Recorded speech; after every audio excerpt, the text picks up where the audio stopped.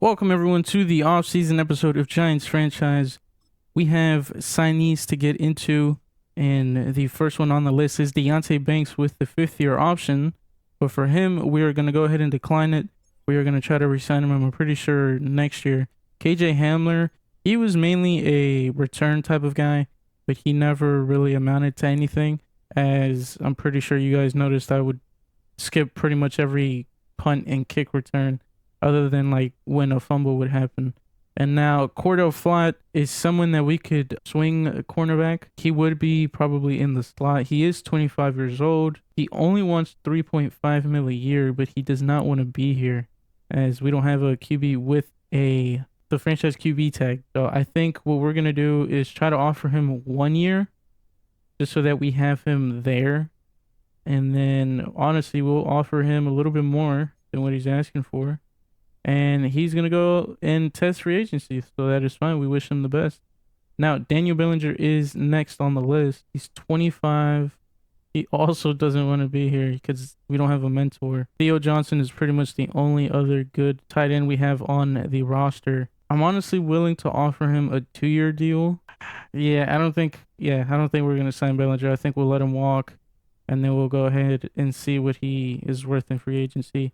Now, Jeremiah Webb was also the same thing like KJ Hamler, where he was the return man, but he, of course, never amounted to anything. So, Avonte Maddox was, of course, just a veteran in the locker room. Dane Belton, unfortunately, we don't really have a use for him anymore. He does only want 3 mil a year, so we could technically re-sign him. I would give him for a 3-year deal just so that he's pretty much dedicated backup, and we'll go ahead and offer that.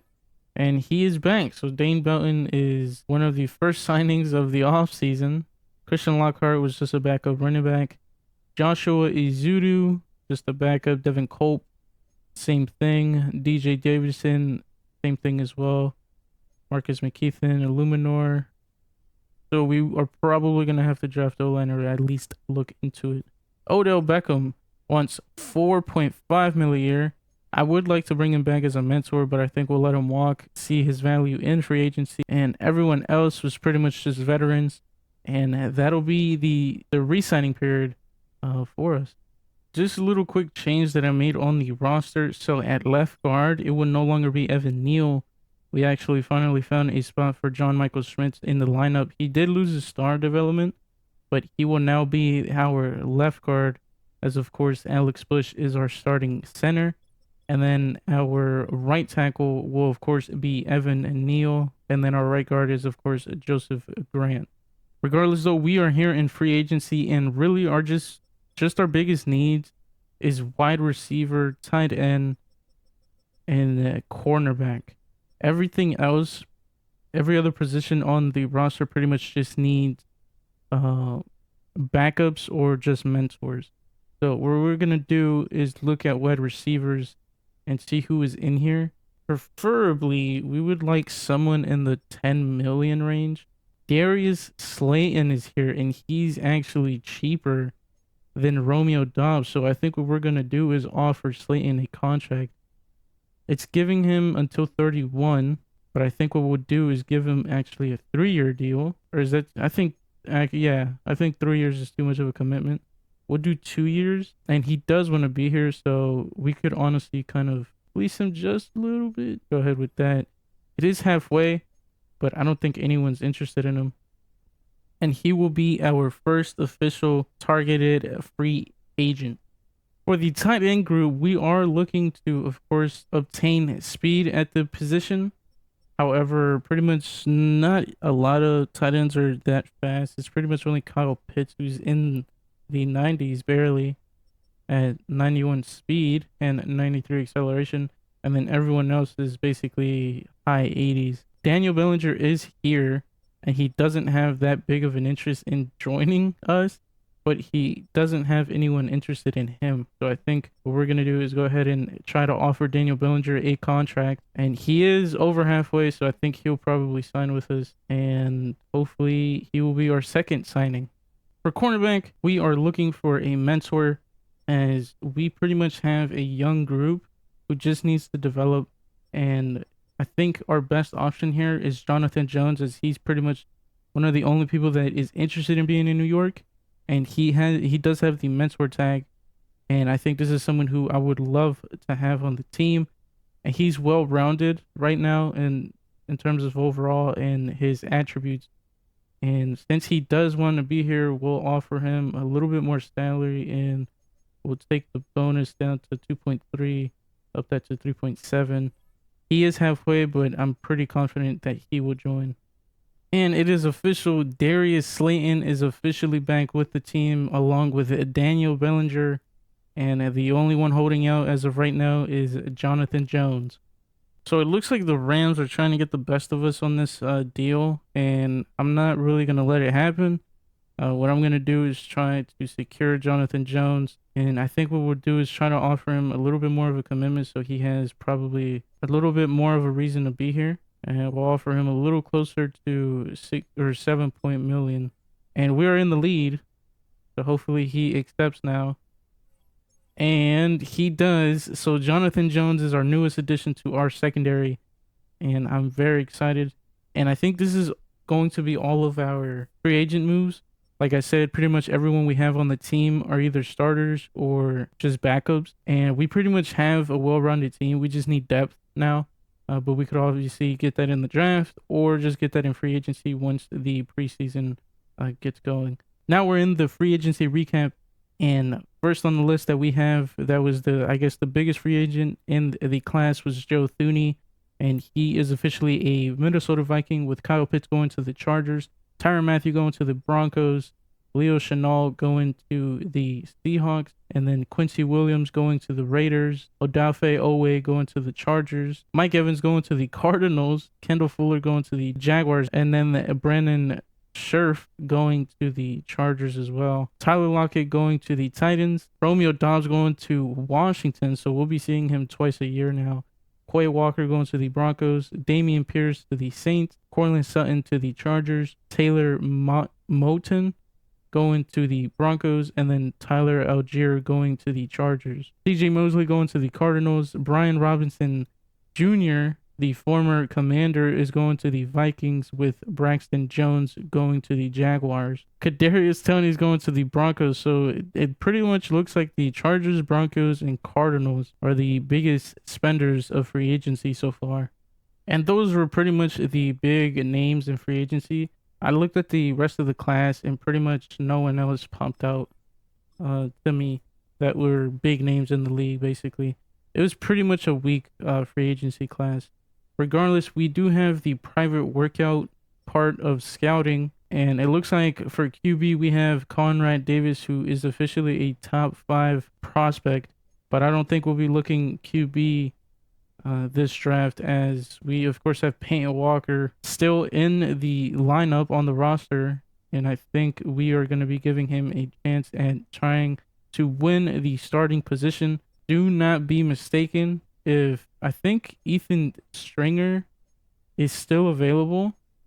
I honestly think we'll go for him, as he has amazing accuracy, and then for throw power, he has elite throw power with elite strength.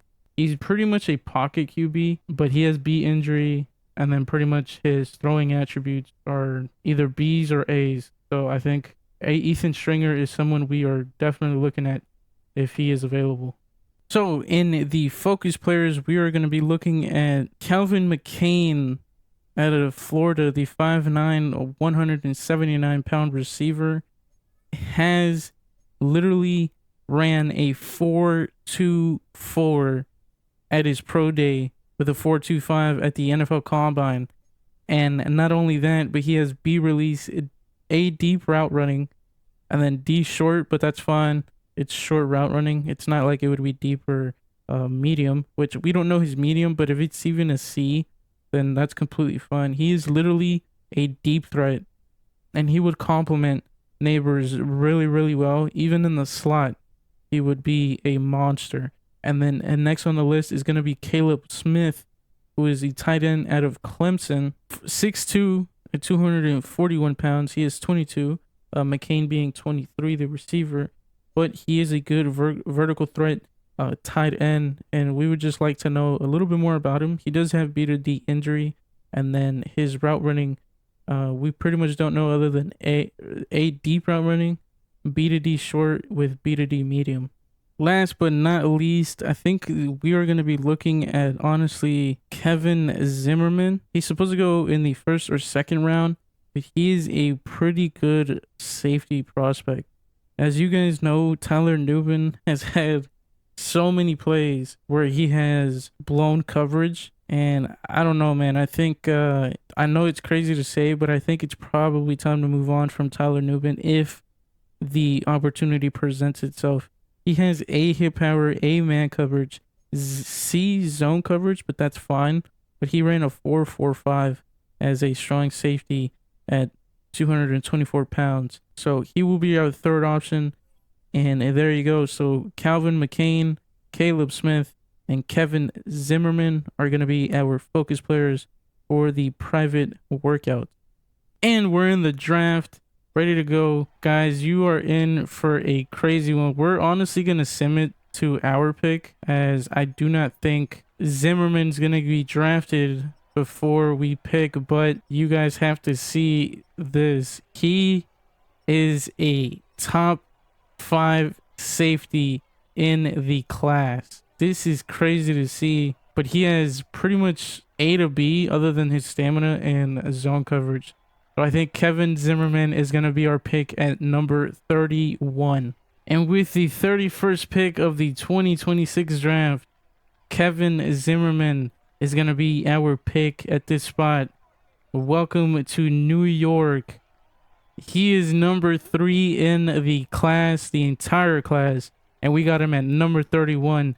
He does have hidden development, 90 speed, 86 acceleration, and I'm pretty sure we have officially found our Tyler Nubin replacement.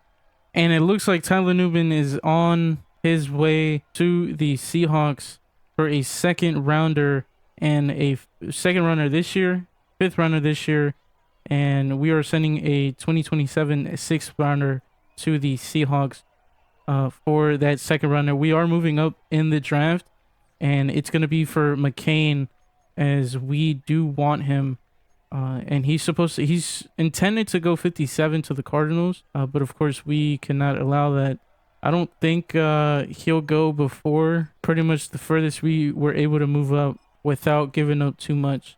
And it's literally, I'm kind of nervous because I don't want him to go out of nowhere. I don't think, it's not looking like he will go. That's 2 running backs, a third running back, and it looks like our pick is all but locked in. Our next addition to the team is going to be Calvin McCain, who ran a 4.24 at his pro day. The receiver out of Florida at 21 years old at 179 pounds is coming to New York.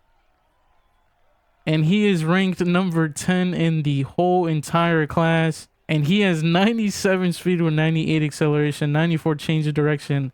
And of course, he has hidden development. And our next pick in the second round is going to be George Villarreal. There's pretty much no other prospect that we were looking at. We were looking at a corner, but he went, unfortunately, recently to the Patriots. So George Villarreal, welcome to the New York Giants. I'm not sure what it's showing the cutscene. I'm going to guess he's... Oh, well... No, he was ranked number 67 in true value. We got him at 63. He does have hidden development, and he has a 91 strength at 300 pounds, and he is just 21. Honestly, we do not have anything good coming out of the third round, so what we're going to do is trade out of the pick for 2 picks in the next draft next year, 2 in 2027, with the Texans for a 3rd and a 7th rounder. In the 4th round, we are going to go ahead and draft Damian Baptiste. He is a projected free agent, but his talent-wise, he's 3rd to 4th round. We didn't end up getting a corner this draft, so I would like to actually take a shot on him. He does have great strength with marginal speed and good acceleration, but mainly what's getting me to draft him is the 3rd to 4th round talent, along with the fact that we couldn't really get a corner this draft. And we might as well just take a chance at him. Worst comes to worst, we probably move him at like free safety. He is playing within the weight class for that. So Damian Baptiste, welcome to the Giants.